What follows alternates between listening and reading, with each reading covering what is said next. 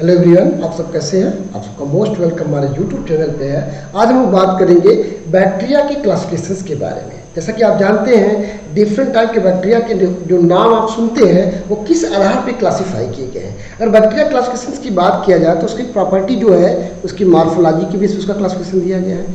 Oxygen की आवश्यकता के आधार पर उसको दिया गया है, उसकी ग्राउंड स्ट्रेनिंग के आधार पर दिया गया है, हीट टॉलरेंस के आधार पर दिया गया है, पैथोजेनिसिटी के आधार पर दिया गया है। ये 5 आधार है जिसके ऊपर बैक्टीरिया को क्लासीफाई किया गया है।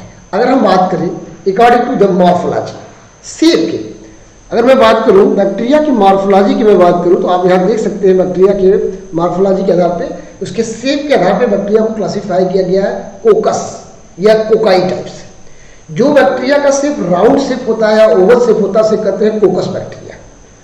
Those bacteria which appear in the rod shape, जो रॉड शेप का होता है उसे कहते हैं बैसिलस बैक्टीरिया या बैसिलाई बैक्टीरिया कहते हैं। और जो कॉमा शेप का स्पाइरल शेप का होता है, जो स्पाइरल या स्प्रिंग शेप का स्ट्रक्चर होता है उसे कहते हैं स्पाइरुलम टाइप का या स्पाइरलिया टाइप का होता है।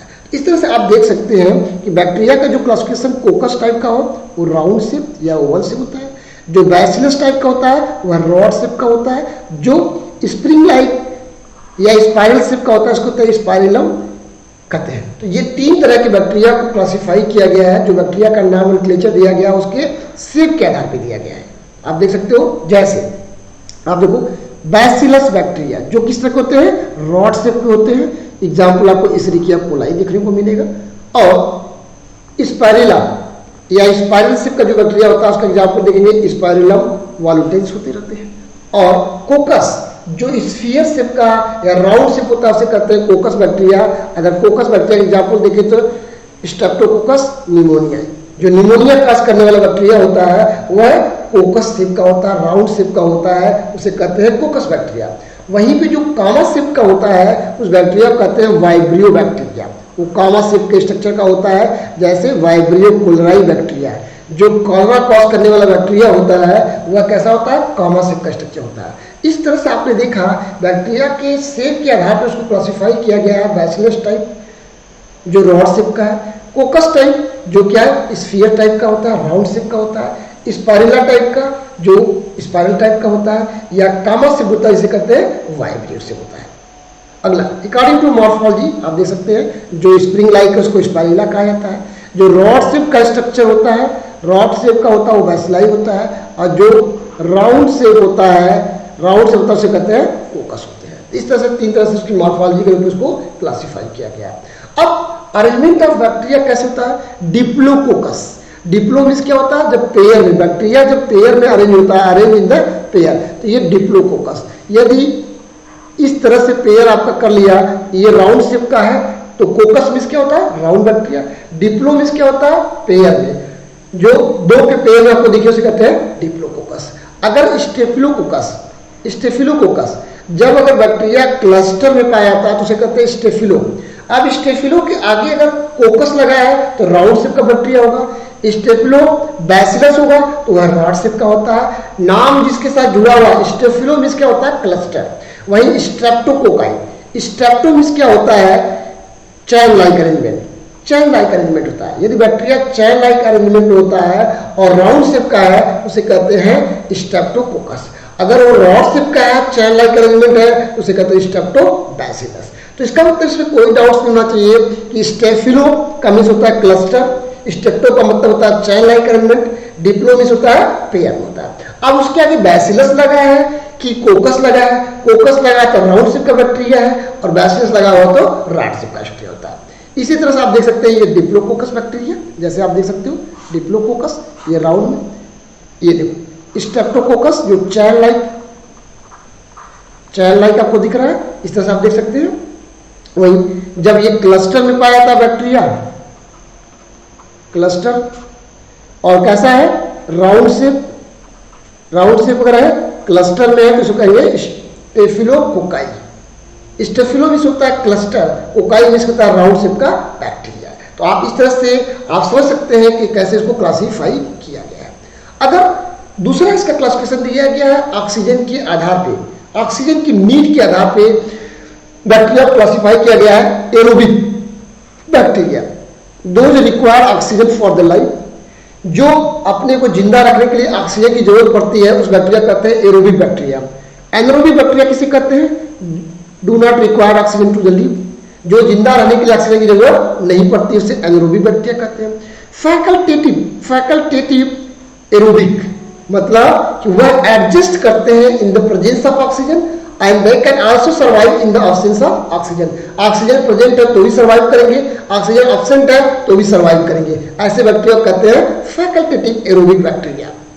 जैसे आप देख सकते हैं एग्जाम्पल, एनारोबिक बैक्टीरिया का एग्जाम्पल एक्टिनोमाइसिटीज को देख सकते हैं।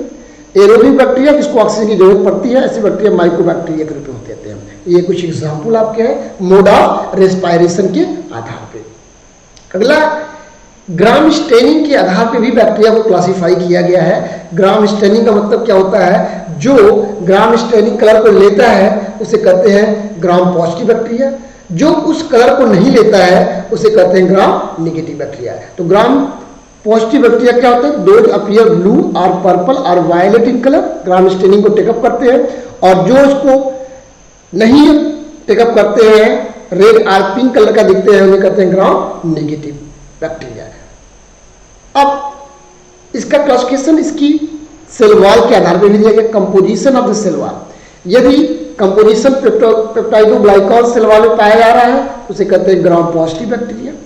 अगर लाइकोपॉलीसाइक्राइड वॉल में पाया जाता है सेल वॉल में तो उसे कहते हैं ग्राम नेगेटिव बैक्टीरिया। इन ग्राम पॉजिटिव और ग्राम नेगेटिव बैक्टीरिया को भी क्लासिफाई किया गया है ग्राम स्टेनिंग के आधार पे, साथ साथ सेल वॉल के कंपोजिशन के आधार पे भी ग्राम पॉजिटिव और ग्राम नेगेटिव बैक्टीरिया क्लासिफाई किया गया है। तो आप यहाँ देखिए ग्राम पॉजिटिव ब्लूइश कलर का ले रहा है।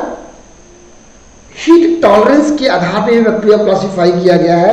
टेम्परेचर बियर करने की कैपेबिलिटी के आधार पर भी बैक्टीरिया को क्लासिफाई किया गया है। वह बैक्टीरिया जो एक्सट्रीम कोल्ड टेम्परेचर में ग्रो करते हैं उनको कहते हैं साइक्रोफिलिक बैक्टीरिया। याद रखिएगा, बहुत इंपॉर्टेंट है। जो मीडियोफिलिक बैक्टीरिया होते हैं वो मॉडरेट टेम्परेचर में सर्वाइव कर जाते हैं, उनको हम कहते हैं मीडियोफिलिक बैक्टीरिया। और थर्मोफिलिक बैक्टीरिया क्या होते हैं? Survive eight extreme hot temperature, जो सबसे हॉट टेम्परेचर में ग्रो करते हैं बैक्टीरिया उनको थर्मोफिलिक कहा जाता है। साइक्रोफिलिक का मतलब जो एक्सट्रीम कोल्ड कंडीशन में ग्रो करते हैं। मीडियोफिलिक का जो मॉडरेट कोल्ड टेम्परेचर में, मॉडरेट कोल्ड टेम्परेचर में सर्वाइव करते से कहते हैं मीडियोफिलिक बैक्टीरिया। इस तरह से आप देख सकते हैं बैक्टीरिया का क्लासिफिकेशन न्यूट्रिशन के आधार पर भी दिया गया है। सोर्स ऑफ न्यूट्रिशन, अगर वो डेड डिकेइंग ऑर्गेनिज्म पे ग्रो करता है ऐसे बैक्टीरिया कहते हैं साइक्रोफिटिक बैक्टीरिया, साइक्रोप्स भी कहा जाते हैं। Feed on the dead organic matter होता है। पैरासाइट्स बैक्टीरिया कौन होते हैं? जो होस्ट सेल पे सर्वाइव करता है ऐसे बैक्टीरिया कहते हैं पैरासिटिक बैक्टीरिया कहा जाता है। जो सनलाइट को by way of the photosynthesis अपना फूड बनाते हैं in the presence of light, उन बैक्टीरिया कहते हैं photoautotrophs, use sunlight to the make the foods. वहीं पे जो इनऑर्गेनिक मैटर को ऑक्सीडाइज करके एनर्जी प्राप्त करते रहते हैं उन्हें कहते हैं chemoautotrophs, chemoautotrophic bacteria. Oxidise inorganic matter such as iron sulphur to make the food, ऐसे बैक्टीरिया कहते हैं कीमो ऑटोट्रॉप्स। और जो ऑर्गेनिक फूड बनाता रहता है, ऑर्गेनिक कंटेंट को ब्रेक करता रहता है उसे कहते हैं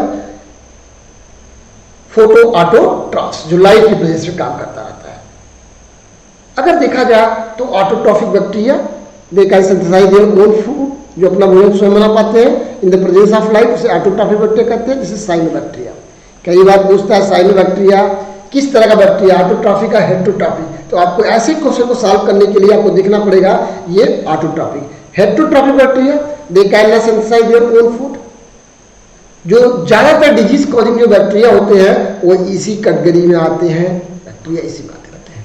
इस तरह से मोड ऑफ न्यूट्रिशन के आधार पर आपने देखा। पैथोजेनिसिटी, कितना वो डिजीज कॉज करता है उसके आधार पर भी बैक्टीरिया को क्लासिफाई किया गया है। जैसे आप देख सकते हो पैथोजेनिक बैक्टीरिया और नॉन पैथोजेनिक बैक्टीरिया।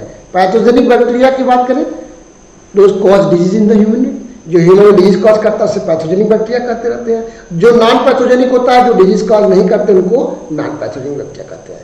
इस तरह से अगर आप देखा जाए तो हम लोगों ने आज के लेक्चर्स में बात किया है कि बैक्टीरिया को कैसे क्लासिफाई किया गया, कोकस बैक्टीरिया, बैसिलस बैक्टीरिया और वाइब्रियो बैक्टीरिया या स्पारुलिना टाइप का बैक्टीरिया क्या होता है, बैक्टीरिया के जो डिफरेंट शेप के आधार पे, उसके इन्फेक्टिविटी के आधार पे, पैथोजेनिसिटी के आधार पे, मोड ऑफ न्यूट्रिशंस के आधार पे, और आप आज के लेक्चर से समझ पाए कि किस तरह बैक्टीरिया को क्लासिफाई किया गया है।